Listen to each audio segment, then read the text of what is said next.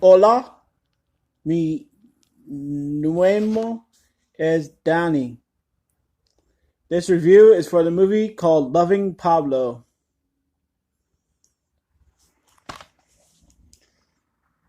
I know minimal Spanish. Hola, mi nombre is Danny. I don't even think I'm saying that right. Loving Pablo, here we go. Academy Award winners Javier Bardem and Penelope Cruz unite in the extraordinary story of the volatile love affair between Colombia's most famous journalist, Virginia Vallejo, and the world's most feared drug lord, Pablo Escobar. When Virginia first met Pablo, she was drawn to him by his charisma and contagious passion for his country and the people he loves. As their passionate affair intensified, so did the brutal violence and tyranny that surrounded Escobar's empire.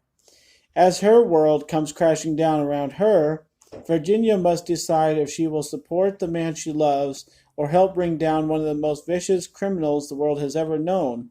In this amazing story inspired by true events from Virginia's best-selling memoir.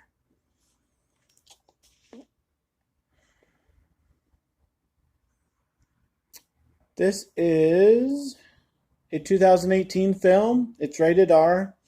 It runs about 2 hours, and it stars Javier Bardem, Penelope Cruz, and Peter Sarsgaard.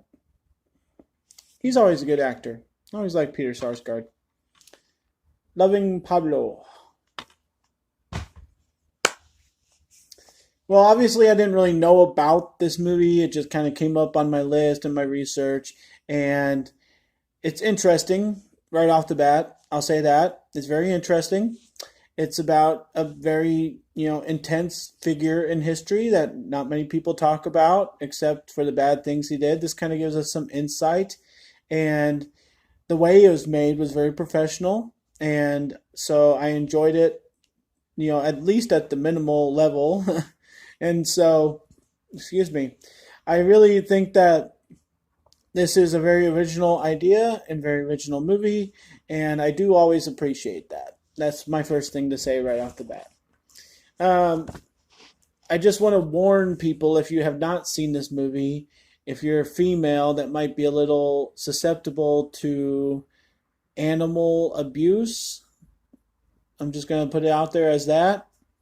There's one in the first 5 minutes, and you might turn the movie off right away if you're a little susceptible to that kind of an image. And there's one about halfway through, and it's very sad. But you're in a foreign country, the things are happening, their lifestyle is different. The first one is kind of necessary, but still, if you're a little tender, then you might just turn the movie off right away. So that's my first warning to you. And then I'm like watching this movie and I'm listening to it and I'm trying to figure out what's going on because Javier Bardem, will say this, is a really good actor, okay? I think he was a little too good in this movie because he was like playing the character to the mumbling persona that he was, and I couldn't understand a damn word being said. I couldn't. So I don't know if I need to watch this again to understand more words, but I doubt I will because he was mumbling at his low monotone voice, and I just could not understand anything going on. And I honestly would have preferred to just read subtitles at that point. I just couldn't understand what he was saying. So the subtitles kind of helped along the way, which that's usually an annoyance of mine, but it's like this one I almost preferred it. So honestly, they just needed to speak a little clearer or put the microphone up by people's mouths a little bit more or something because I couldn't understand hardly anything. And then we get to the violence, and there's a lot of it. And this is a good movie for violence. There's car chases, and there's up and close battles, and there's long range shooting, and there's bombs, and there's all kinds of stuff. It's pretty brutal, and so it's something that's a little bit more enjoyable for people because we can't just have side little non-scary violence all the time. Sometimes we need something a little bit more brutal up in our face to really have us enjoy a movie. And this really delivers, I think. But I'm just warning you, if you're, not looking for that, if you're looking for more of a historical movie, it's not just that. It's very brutal. The fact that it is a true story is kind of interesting. I usually don't talk about this, but uh, all this stuff going on with Pablo Escobar is just like, did you really know, that this is going on, that he had this kind of power, that he could just, do whatever he felt like? And I mean, there's a lot of interesting stuff in this. And I'm just want to reiterate what I said at the beginning, that this is something that people don't talk about much. And this movie is great to let us know.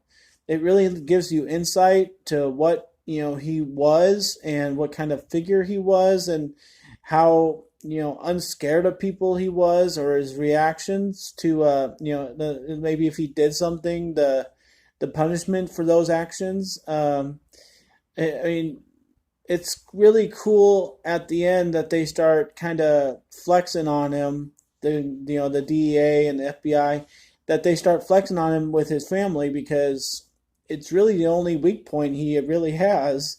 And honestly, like one human being they could not find. It's almost like a, Afghanistan kind of situation, but it was Colombia.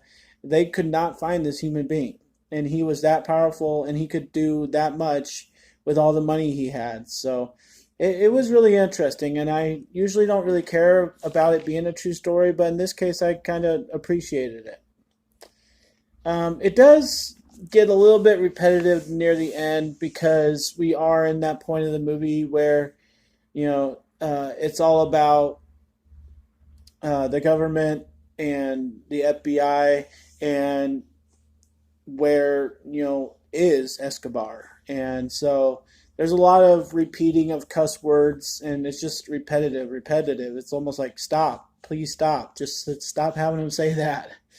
And I bet Javier Bardem just got tired of saying it too. It's just the same words over and over again.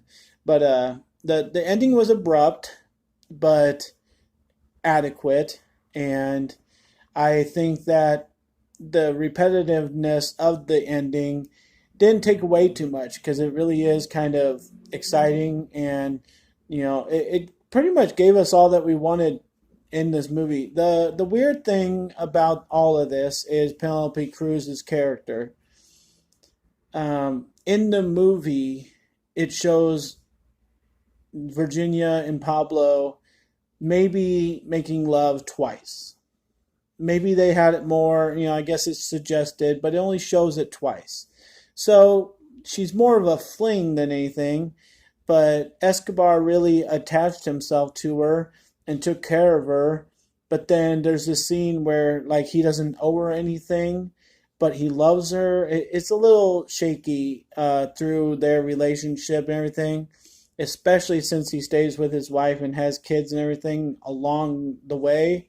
So it's a very strange element, but it's the main element.